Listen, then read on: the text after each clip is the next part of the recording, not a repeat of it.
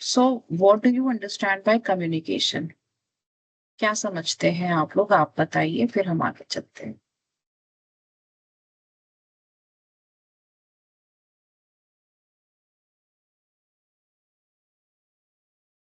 Anyone, जो आपके दिमाग में आता है।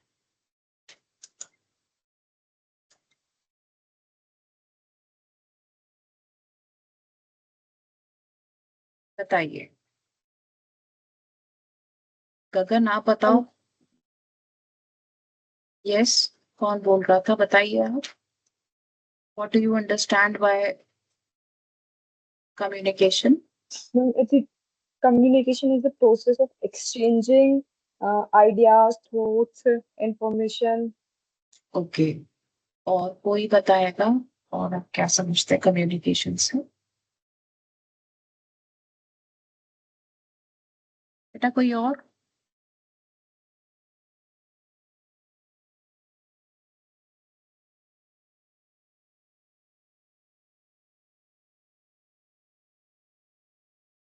अनुष्का, आप, I would say you were correct only say 40%. Not 100%, not 50%, you were correct, 40%. So anyone else who would like to share कि क्या होता है कम्युनिकेशन आपके हिसाब से? चल।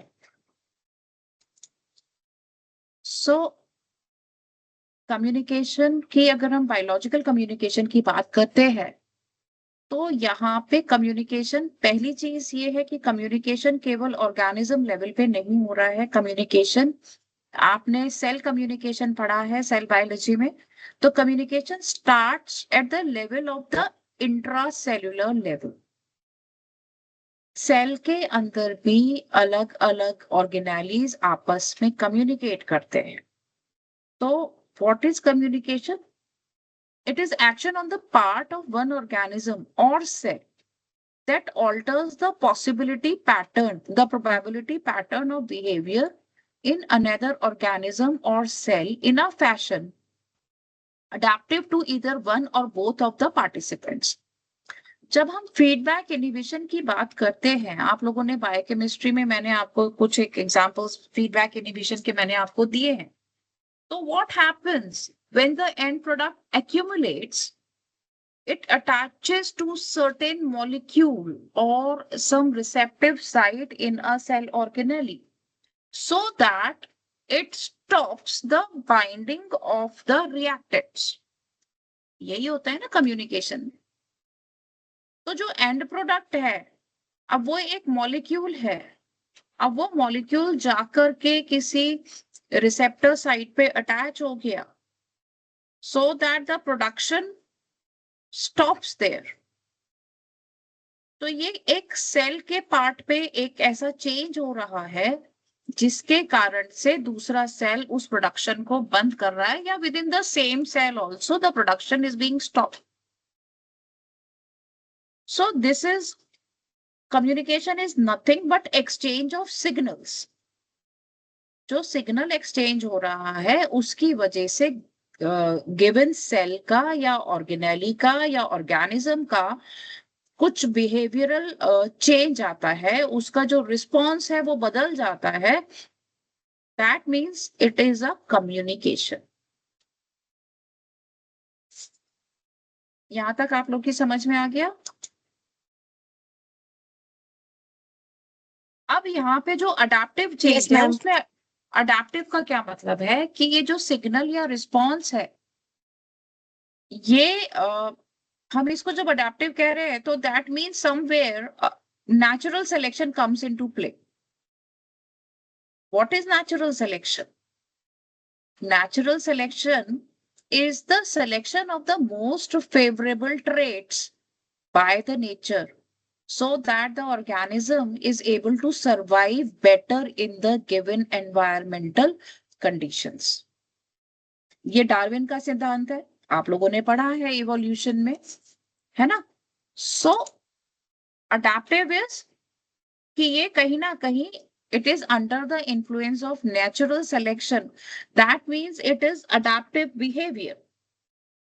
लेकिन अब ये जो डेफिनेशन आई इसमें कुछ डिफिकल्टीज भी आई कि जैसे कि अब ये बात भी सही है कि देयर इज अ माउस, एक चूहा है जो घास में जा रहा है। जब चूहा घास में चलेगा तो एक साउंड होती है, उसको बोलते हैं रसलिंग साउंड। मतलब जो रगस खाता है वो घास से, तो उसको बोलते हैं रसलिंग साउंड। अब ये जो साउंड हुई है चूहे के जाने से, क्या चूहा चाहता है कि वो साउंड हो? वो बिल्कुल भी नहीं चाहता कि ये साउंड हो। क्यों? क्योंकि इस साउंड की वजह से जो प्रिडेटर्स है उनको पता चल जा रहा है कि ये चूहा इस जगह पर है। It is like just the location tag in your phone. आप नहीं चाहते कि आपकी लोकेशन हर समय ऑन रहे, तो जब वो रसलिंग साउंड हो रही है, इट टैग्स द चूहा और the rat in that particular scenario कि ओके यहाँ पे साउंड आ रही है, तो यहाँ पर कोई ऑर्गेनिज्म है। तो प्रिडेटर्स आर अलर्टेड, वो उसको आराम से शिकार कर सकते हैं। रैट के प्रेडेटर्स हो सकते हैं, there can be a kite और a cheel, there can be some eagle, बाज हो सकता है, चील हो सकती है, then there can be owls, there can be a snake और there can be a cat. कुछ भी हो सकता है जो पोटेंशियल प्रेडेटर्स हैं रैट के या माउस के। तो अब यहाँ पे आप ये देखिए कि सिग्नल तो जा रहा है, इंटेंशनली और अनइंटेंशनली सिग्नल तो जा ही रहा है। तो क्या हम इसको ट्रू कम्युनिकेशन कहेंगे? तो हम ट्रू कम्युनिकेशन कहां पर कहेंगे? When the sender actually intends, उसका इंटेंशन है कि ये सूचना जो मैं देना चाह रहा हूं वो आगे प्रेषित हो, वो आगे जाए। अब यहां पर समस्या क्या आती है? यहां पर समस्या ये आती है कि अब आप ये कैसे बताओगे कि ये सूचना दी जानी थी एक्चुअली बाय द सेंडर। अब ये कौन सही सही कह सकता है कि the sender actually intends to send that particular information in the given environmental conditions, in the given situation? No one can tell. So what next?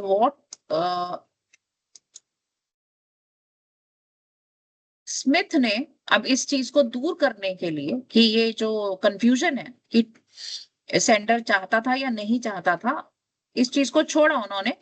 उन्होंने कहा कि ठीक है, सेंडर चाहता था या नहीं चाहता था, एनी शेयरिंग ऑफ इंफॉर्मेशन, कि किसी भी तरीके की कोई भी इंफॉर्मेशन शेयर की जाती है, दैट इज कम्युनिकेशन। लेकिन अब सेटिस्फैक्शन तो होना नहीं है, क्योंकि मैन जो है अपने आप में कभी सेटिस्फाई नहीं हो सकता। तो अब स्मिथ की डेफिनेशन को भी कह दिया कि okay, this is also not satisfactory, क्योंकि अगर हर समय शेयरिंग ऑफ इंफॉर्मेशन हो रही है, तो if the information sharing is not beneficial for the sender, then अपना नुकसान कोई क्यों कराना चाहेगा? कोई भी नहीं कराना चाहे।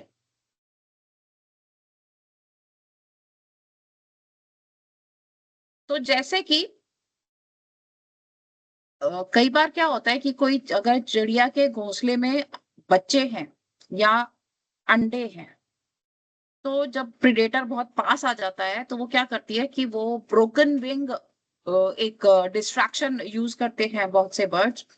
वो ये दिखाते हैं कि उनका पंख टूटा हुआ है और वो उसके सहारे थोड़ा थोड़ा लड़खड़ाकर उड़ने की कोशिश करते हैं, बट डिस्ट्रैक्ट करते हैं। तो प्रिडेटर को ये लगता है कि ठीक है, अभी बच्चे छोड़ देता हूँ, अभी मैं इसको, ये ज्यादा मोटा ताजा मेरा शिकार है।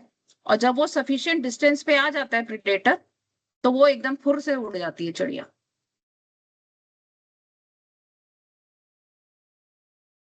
तो कई बार निशाना बैठ जाता है, कई बार नहीं बैठता, कई बार शिकार हो जाती है।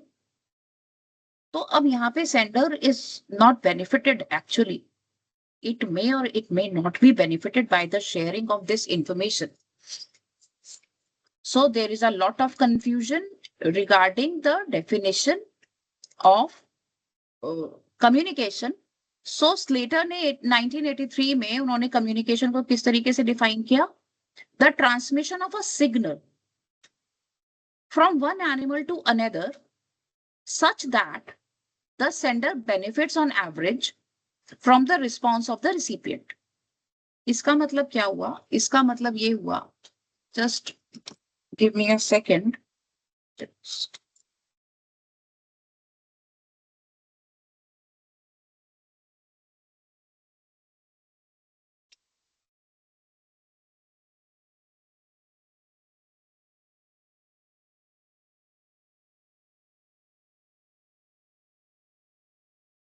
तो इसका मतलब ये हुआ कि प्रायः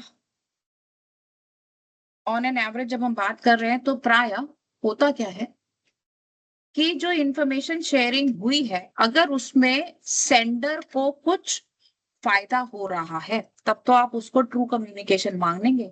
अगर सेंडर को बेनिफिट नहीं है then it will not be considered as a true communication.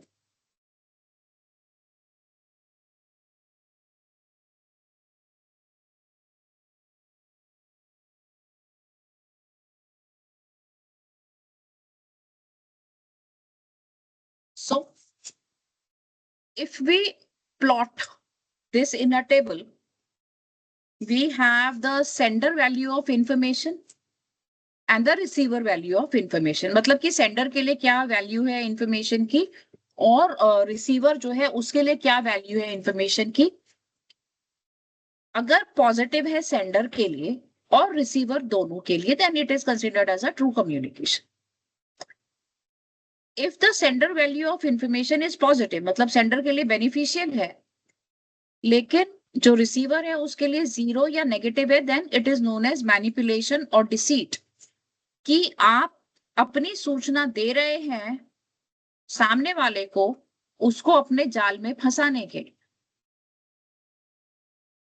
Then if the sender value of information is 0 or negative but the receiver value is positive then it is known as eavesdropping or exploitation, जो कि जासूस लोग करते हैं कि दूसरे की बारे में पता करते हैं और वो चीजें पता करते हैं जो सामने वाला बताना नहीं चाहता है जिसको वो उसके अगेंस्ट यूज कर सकते हैं।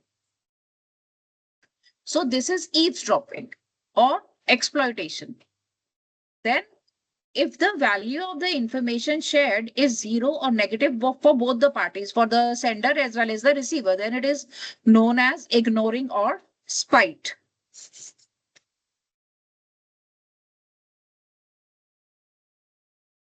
So this we have done.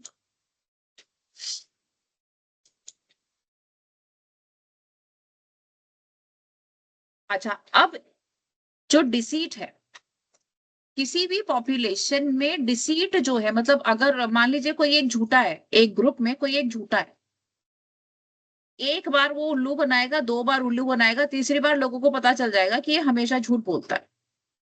तो अगर किसी पॉपुलेशन में there is a gene which is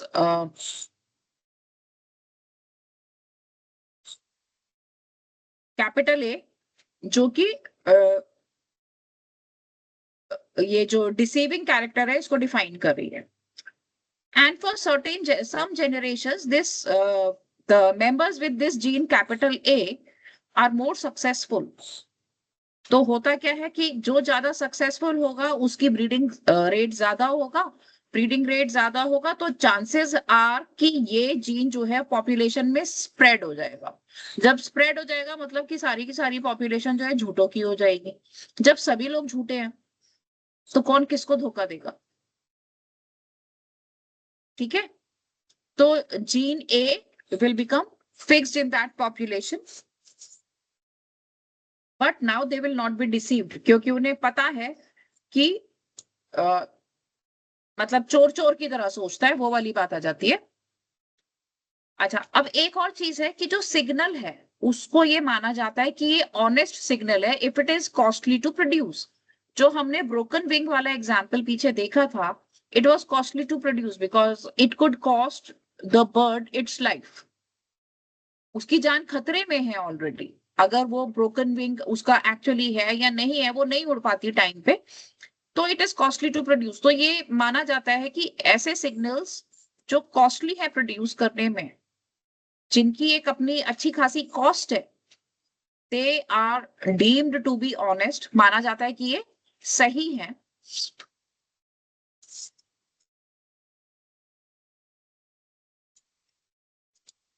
चलिए, now coming to the components of communication.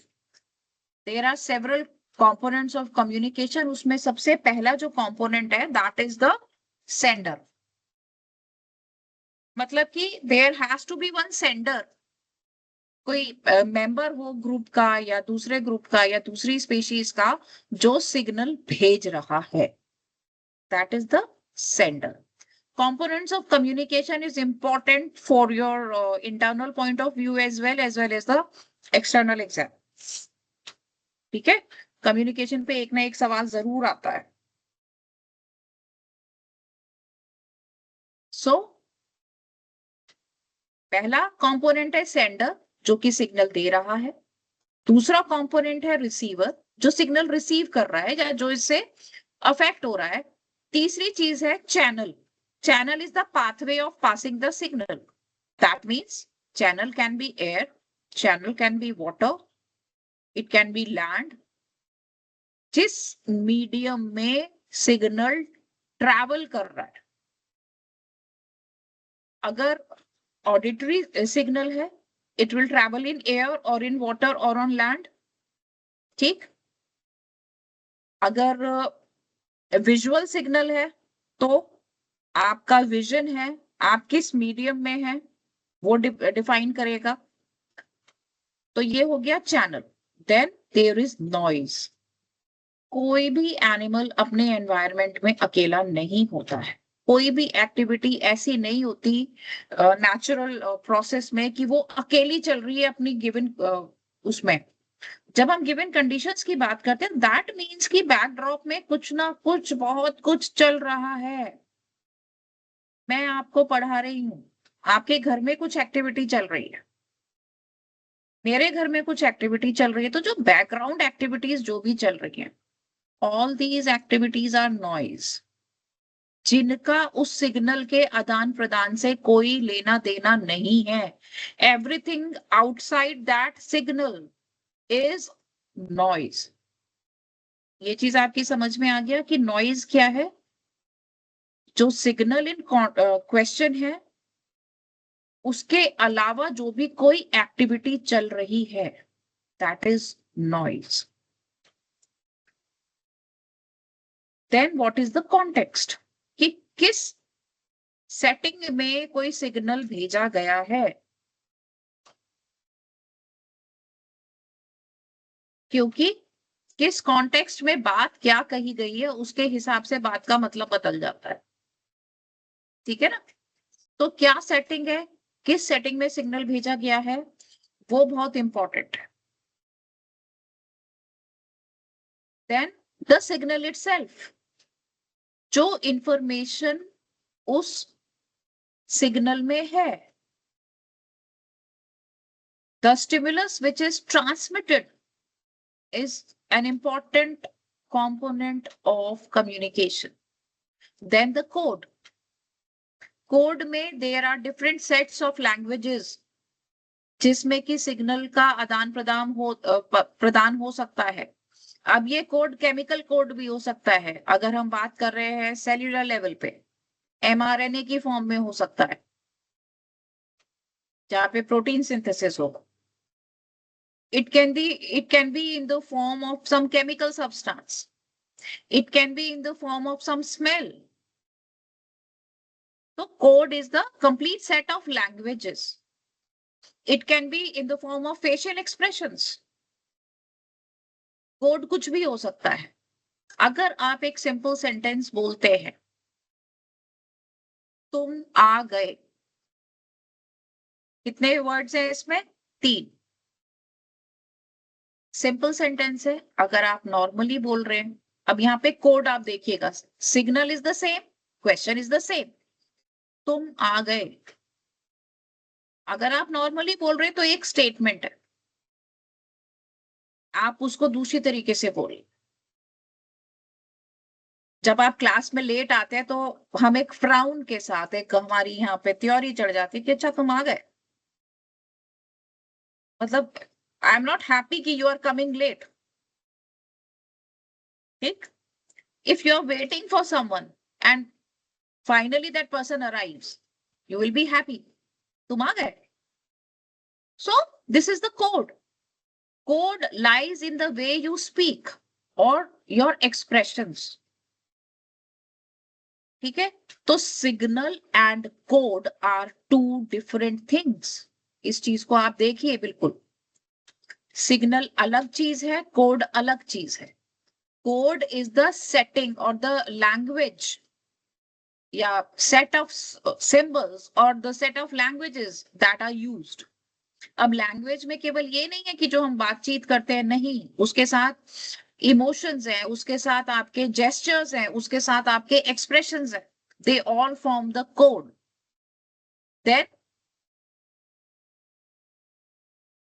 तो finally what matters in communication is the signal which travels, जो कि आदान, जिस सिग्नल का आदान प्रदान हो रहा है between the sender and the receiver. यहां तक आपकी समझ में आ गया तो हम आगे बढ़े।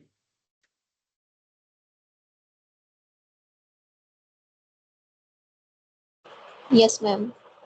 ओके,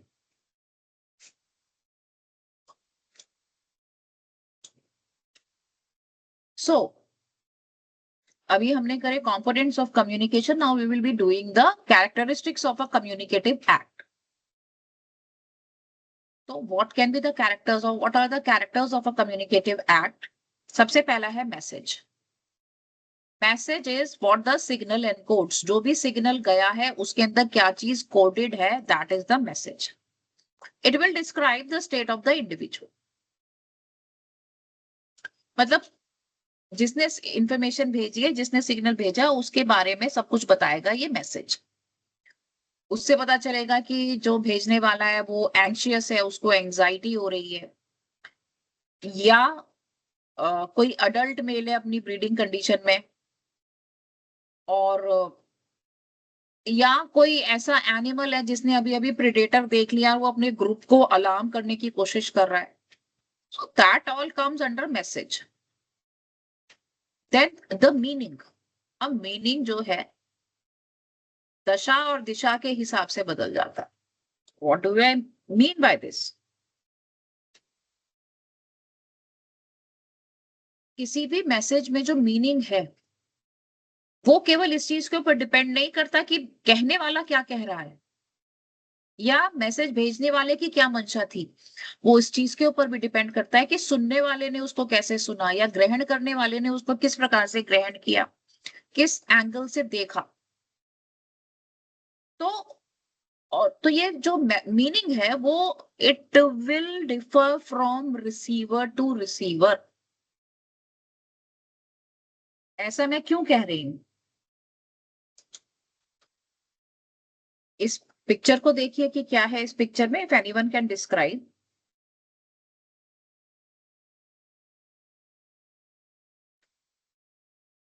आप मेरे को कोई भी एक मेरे को बता दीजिए कि आप इसमें, शिवानी वर्मा, आप बताइए आपको इसमें क्या क्या दिख रहा है इस पिक्चर में, देन आई विल एक्सप्लेन।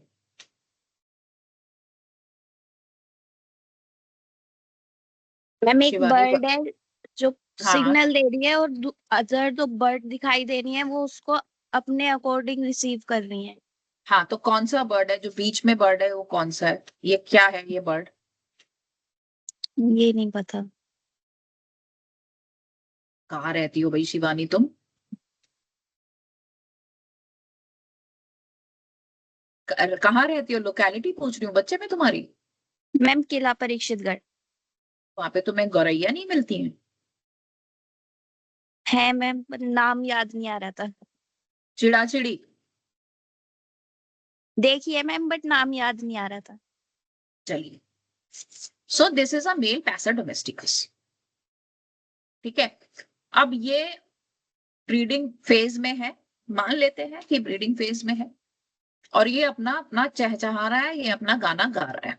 ठीक है, अब इसके गाने गाने का क्या पर्पस है? इसके गाना गाने का पर्पस ये है कि कोई फीमेल आएगी, गौरैया कोई फीमेल होगी जो अट्रैक्ट हो जाएगी, पेयरिंग होगी, हम अपना घोंसला बनाएंगे और हम आगे अपना जीवन यापन करेंगे। मतलब इसका ये है, मंशा इसकी ये। तो जो ये फीमेल गौरैया है या पैसा डोमेस्टिकस है, इसने इसके मैसेज को जैसा ये देना चाहता था, इसने वैसा ही सुना कि ये कह रहा है कि मैं एक मेल पैसा डोमेस्टिकस हूं और I am ready to breed. If there is a female, she can contact me. Simple. Just like my name is Anthony Gonzalez, दिल भी है खाली, घर भी है खाली। मैसेज चला गया, किसके पास जाना था? Now there is this kite, जो ये विज्ञान भवन में 13-14 नंबर कमरा है, उसके ऊपर जो सिल्वर बर्च है, वहां पर एक चील का घोंसला है, वो चील बैठा है वहां पर। उसने क्या सुना? उसने कहा कि okay, I am a male Passer domesticus, come and eat me. उसने अपना मीनिंग ये निकाला, ठीक। So here is the true communication, beneficial है दोनों के लिए। यहां ये इसको मैसेज नहीं देना चाह रहा था, it didn't want to message this kite. तो यहाँ पे काइट ने क्या करा? काइट ने करी ईव्सड्रॉपिंग। उसने दूसरे की बात जो उसे नहीं सुननी थी, उसने सुनी और अपने हिसाब से उसको मैनिपुलेट किया। अब यहाँ पे आप मतलब समझ रहे हैं? This is true communication, this is manipulation और डिसीट। नाउ दिस इज मैना, कॉमन मैना। इसने कहा ठीक है, होगा तू पैसा डोमेस्टिकस, मेरे को क्या करना है? मेरे को तो तेरे होने से कोई फर्क पड़ता नहीं है, तो आई डोंट केयर। तो यहाँ पे there is zero value of information for both of these. Now this again, ये दूसरा मेल है सेम स्पीशीज का। ये इस मैसेज को कैसे देखेगा कि this is, I am a male Passa domesticus. This is my territory. If you are male of the same species, stay away from my territory. ये मेरा इलाका है, इससे आप दूर रहो, ठीक। मैसेज क्या दिया था? और 4 अलग अलग जीवों ने उसको किस तरीके से देखा, सबने अपनी सिचुएशन, अपने कॉन्टेक्स्ट के हिसाब से उसको इंटरप्रेट कर ली। So this is the meaning जो उस मैसेज में कोडेड था। चारों ने अपने हिसाब से उसका मीनिंग निकाल। तो ये मैसेज और मीनिंग का अंतर आपकी समझ में आ गया? Yes ma'am. Yes, ma'am. Yes ma'am. अब सिग्नल्स किस तरीके से इंफॉर्मेशन कन्वे करते हैं? तो सिग्नल जो फिजिकल फॉर्म में होते हैं, in which a message is coded for transmission through the environment, क्योंकि environment में जाएगा जो भी कोई मैसेज जाएगा। तो सिग्नल कैन बी डिस्क्रीट और they can be graded. Discrete का मतलब ऑल और नन, या तो मीनिंग निकल रहा है या नहीं निकल रहा है, सिंपल है या नहीं है। लेकिन कुछ ग्रेडेड होते हैं, एनालॉग सिग्नल्स बोलते हैं, ठीक है।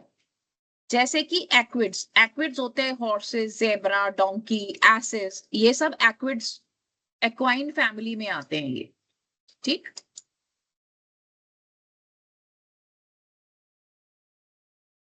तो इनमें क्या होता है? इनमें जो ग्रेडिंग है वो किससे होती है? By the raising of their year और फ्लैटनिंग ऑफ देयर ईयर, ठीक। फ्लैटनिंग मतलब पीछे की तरफ उनके कान झुक जाते हैं। तो हॉस्टाइल बिहेवियर किससे करते हैं? पीछे की तरफ कान अगर हो, ठीक। तो ये क्या है? ये डिस्क्रीट सिग्नल है। अगर कान पीछे की तरफ है तो this is a discrete signal कि दे आर हॉस्टाइल, ठीक। अब यहाँ पे ग्रेड क्या आया? इनके इमोशन की जो इंटेंसिटी है, that will be depicted by the opening of their mouth. अगर कान पीछे है और मुंह इतना खुला है, दैट मीन्स कि थोड़ा सा नाराज है, प्यार से पुचकारोगे थोड़ी आपकी बात मान लेगा।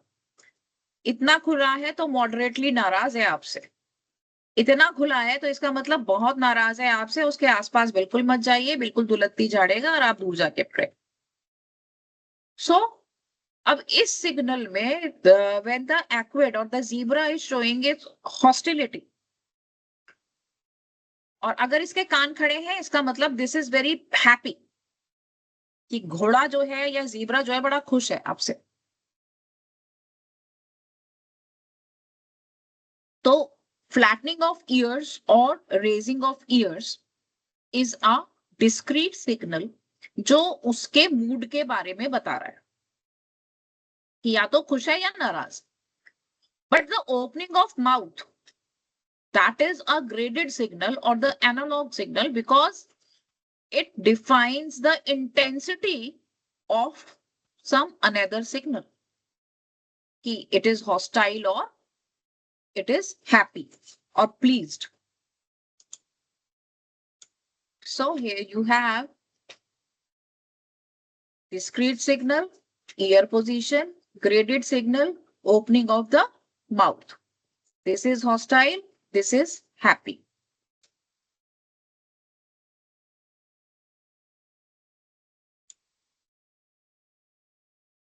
Now there can be composite signal, there can be syntax and context. What is this?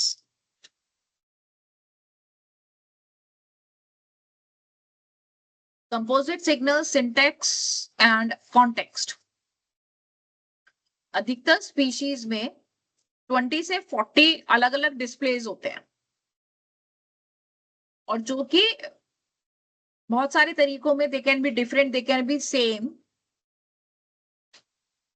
तो कंपोजिट सिग्नल वो होता है जिसमें दो या दो से अधिक सिग्नल्स को कंबाइन किया जाता है, जहां पे अगर हम डिस्क्रीट और ग्रेडेड सिग्नल किया जो अभी हमने करा है, अगर हम इसकी बात करेंगे तो this is a composite signal, क्योंकि इसके दो कंपोनेंट्स हैं।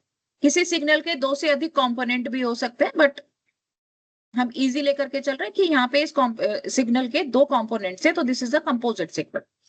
Then there is a syntax. Syntax is the series of events or the series जिसमें कि वो प्रेजेंट किया गया है सिग्नल। अगर सिंटेक्स चेंज होगा तो सिग्नल का मीनिंग भी चेंज हो जाता है। एंड देन द कॉन्टेक्स्ट, कि किस कॉन्टेक्स्ट में ये बात हो रही है या किस कॉन्टेक्स्ट में सिग्नल दिया जा रहा है। Now the distance and duration.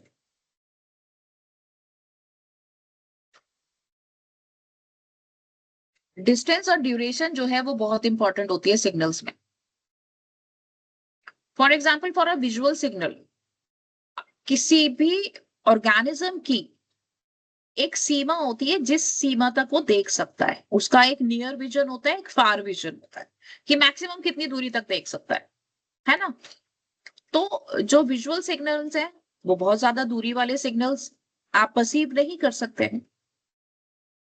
Similarly जो केमिकल सिग्नल्स होते हैं विच depend on your olfactory senses, वहां पे डिस्टेंस ज्यादा हो सकता है। बहुत दूर से भी स्मेल आती है तो you can identify the smell कि this smell is coming from that particular direction. तो डिस्टेंस और ड्यूरेशन जो है वो बहुत इंपॉर्टेंट है। जैसे कि ब्राइट प्लूमेज जो होता है, या और बहुत सारे मेल अडॉर्नमेंट्स होते हैं, जैसे कि जो हिरन होते हैं, बारहसिंगा में जो एंटलर्स हैं, जो उनके झाड़ी की तरह एंटलर्स होते हैं, ये ओवरग्रोथ उनकी ब्रीडिंग सीजन में ही होती है। इसी तरीके से बर्ड्स में ब्राइट प्लूमेज जो है ब्रीडिंग सीजन में होते हैं। Even the male fishes they become brightly coloured during the breeding season. So वो ड्यूरेशन उसका लंबा हो गया। So this is also important.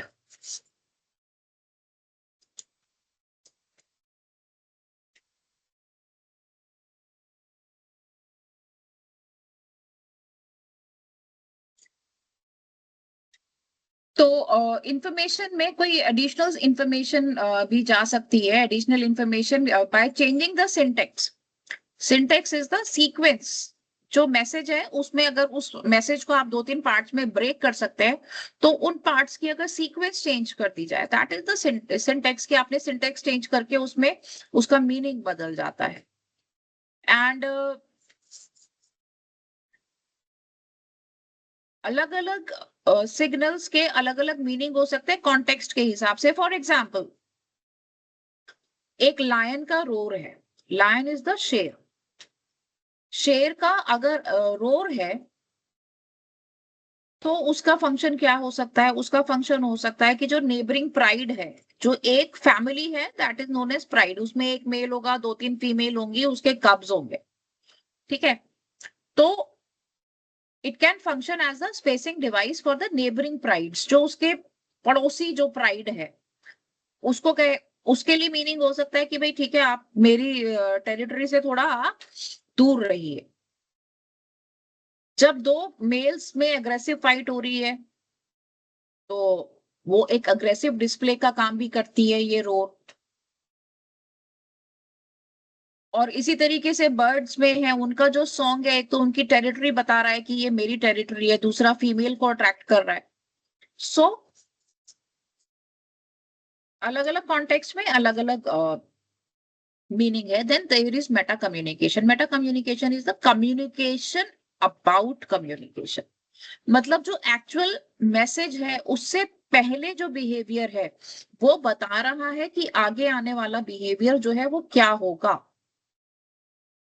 जैसे कि अगर कैनिड्स है, canids are the dogs, the wolves, जब इनका मन खेलने का होता है तो खेलने से पहले they will give a play बाउ, वो झुकेंगे थोड़ा प्लेफुली, वो इस तरीके से एक्ट करेंगे, आपको पता चल जाएगा, दोज पीपल की पेट्स, उन्हें पता चल जाएगा कि भाई अब इसका खेलने का मन है। और अगर मंकीज का खेलने का मन है, शैतानी करने का मन है उनका, they will communicate this behaviour through open mouth face, मतलब अपना मुंह थोड़ा खोल के रखेंगे। सो this is meta communication, is communication about communication. लेकिन ये जो टर्म है ना, ये बहुत लूज टर्म है। आप इसको बहुत आराम से आसानी से आप इसको यूज मत कीजिए, क्योंकि ये बहुत कंफ्यूजिंग टर्म है। Now coming to the types of messages. एक तो आइडेंटिफिकेशन मैसेजेस होते हैं। आइडेंटिफिकेशन मैसेजेस, इनका फंक्शन होता है कि they will identify the sender. Then there are probability messages, इसमें कॉज ऑफ एक्शन होता है सेंडर के द्वारा, और उसके बाद कोई सिग्नल आ सकता है कि किसी मंकी ने एक हूट दिया और उसके बाद कोई ऐसा अलार्म सिग्नल आया कि okay there is a predator, भागो यहां से। Then there are general messages, उनका अकॉर्डिंग टू द रिक्वायरमेंट उनके अलग अलग मीनिंग्स होते हैं। Then there is locomotion message, जो मूवमेंट बताते हैं। Then there are attack messages, जो बताएंगे कि अटैक हो सकता है बाय द प्रेडेटर और बाय द नेबरिंग पैक और the pride. Then there are escape messages. Escape messages ये बताते हैं कि जो animal in question it wants to escape that particular scene और scenario. Then there are non agonistic. Agony is frustration, तो non agonistic मतलब जहां पे फ्रस्ट्रेशन नहीं है, कोई फ्रस्ट्रेटिव एक्ट नहीं है। Then there are association messages, ये ग्रुप स्पेसिफिक मैसेजेस होते हैं जो कि एसोसिएशन बनाते हैं एनिमल्स में, सोशल बिहेवियर में बहुत काम आते हैं। पेरेंट ऑफस्प्रिंग हो सकते हैं, ऑफस्प्रिंग पेरेंट हो सकते हैं, बिटवीन द सेक्सुअल पार्टनर्स हो सकते हैं, between the members of the same group हो सकते हैं। There can be kin messages, there can be sibling messages, तो ये एसोसिएशन मैसेजेस हो सकते हैं। Then bond limited messages, bond limited होते हैं जैसे कि मेट्स के बीच में हुआ, पेरेंट्स के बीच में हुआ, ऑफस्प्रिंग्स के बीच में हुआ। Then there are play messages, जिसकी अभी हम बात कर चुके हैं। Then there are population messages, जो भी चेंजेस आ रहे हैं सीजनल ब्रीडिंग पीरियड में, जो भी चेंजेस आ रहे हैं, they all come under population messages. Then there are frustration messages कि अगर if the individual animal is frustrated तो वो उस हिसाब से conflict और frustration वो अपना दिखाएगा। Now what are the functions of communication? सबसे पहला तो है ग्रुप स्पेसिंग एंड कोऑर्डिनेशन। जैसे सिबस मंकी में है, जो कि फॉरेजिंग के लिए अपने पेड़ों पे रहते हैं, तो इसमें 15 मेंबर्स का ग्रुप 100 मीटर के एरिया में स्प्रेड हो जाता है, फिर इनके ग्रुप स्पेसिंग होते हैं कि अगर ये ब्रांचेस मूव करते हैं इसका मतलब होता है कि स्प्रेड आउट हो जाओ। अगर कोई खो गया है तो वो लॉस्ट कॉल देगा कि मैं खो गया हूं, और उसकी कॉल से पता चलेगा कि यहाँ पर है, तो बाकी के ग्रुप मेंबर्स उसके पास जाएंगे। और लॉस्ट कॉल जो होती है कॉन्टैक्ट कॉल से थोड़ी लाउड होती है। Then there are distance decreasing increasing signals, इसमें ब्रांच शेकिंग है कि स्प्रेड हो जाओ। देन डिस्टेंस मेंटेनिंग सिग्नल्स हैं, जैसे कि डॉन कोरस होता है हाउलिंग मंकीज का, उसमें वो ओवरलैपिंग रेंज में डिस्टेंस मेंटेन करते हैं। Then there is distance reducing signal, distance reducing signal में कॉन्टैक्ट कॉल्स हैं या लॉस्ट कॉल्स हैं। देन प्रॉक्सिमिटी मेंटेनिंग सिग्नल्स हैं जो कि सोशल ग्रूमिंग के दौरान होती हैं, जैसे आपने मंकीज का देखा होगा कि एक दूसरे की जुएं खाते रहते हैं। अच्छा, अब ये तो हो गया प्राइमेट्स के बारे में। कोरल रीफ फिशेस में क्या होता है कि जो पैटर्न होता है फिशेस का वो सेम होता है। कोरल जिस कोरल रीफ में वो रहती है उसको रिजेंबल करेगा, तो वो एक पैटर्न की फिशेस एक साथ रहती हैं। तो कौन स्पेसिफिक्स मतलब सेम स्पीशीज की जो फिशेस है, they they live together in the form of a school. The group of fishes is known as school. और फिर सोशल इंसेक्ट्स हैं, जैसे कि टर्माइट्स हैं, एंट्स हैं, बीज हैं, उनके अपने फेरोमोन्स होते हैं जिसकी सहायता से वो अपना एक ग्रुप में रहती हैं। एंड दे कैन आइडेंटिफाई कि फलाना एंट या टर्माइट जो है हमारे कॉलोनी का नहीं है, उसको बाहर भी खदेड़ देते हैं। ओके, अब आप बताइए इतने पे रोकूं या आगे चलना है?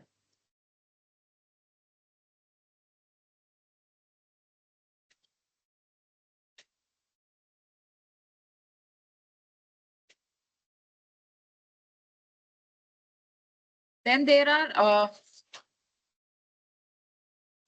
रिकॉग्निशन होता है कम्युनिकेशन का एक पर्पस। रिकॉग्निशन में there is species recognition. Species recognition में जैसे कि ड्रोसोफिला है, हवाईयन ड्रोसोफिला की अलग अलग स्पीशीज हैं, उनका जो कोर्टशिप सॉन्ग होता है उसकी जो फ्रीक्वेंसी है वो डिफरेंट होती है।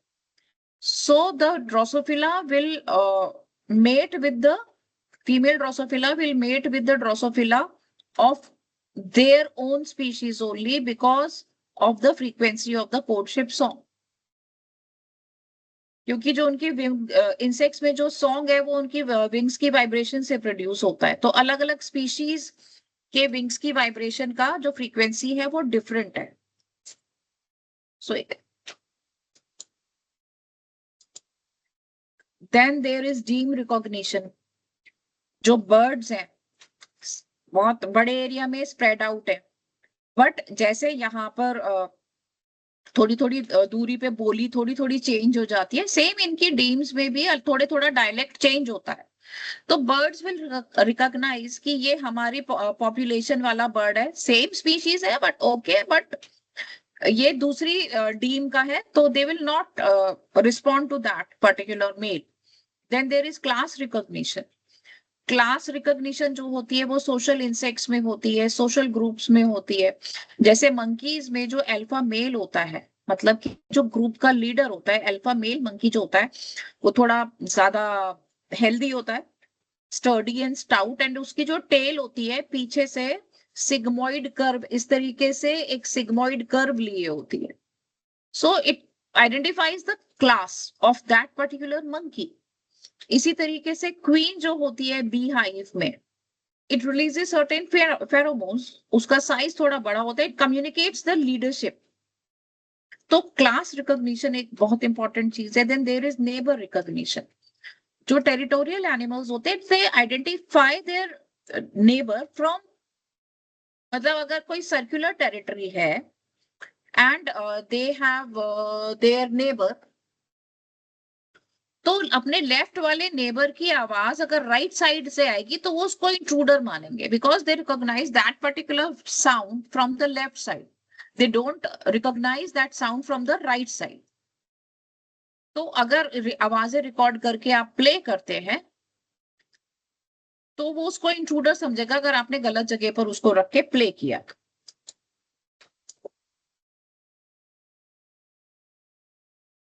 Then there is skin recognition.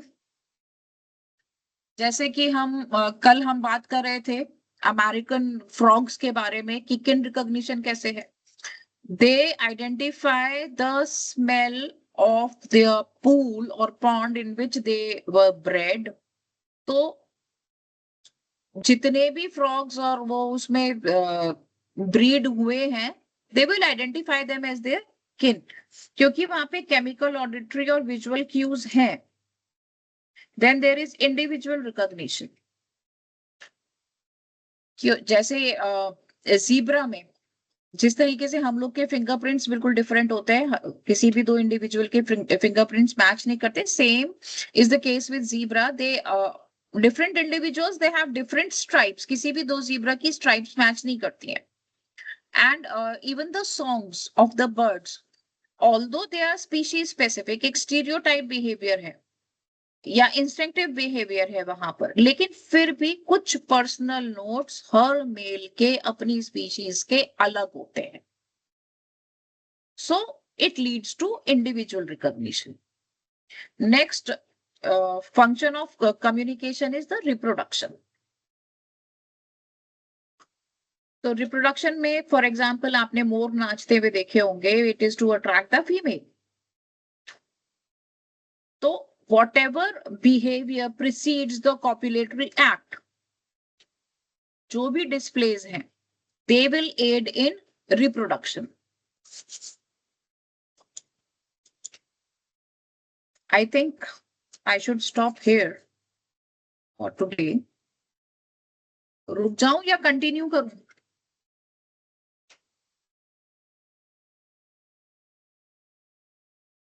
Ma'am, in the next class. Okay, I'll do it in the next class.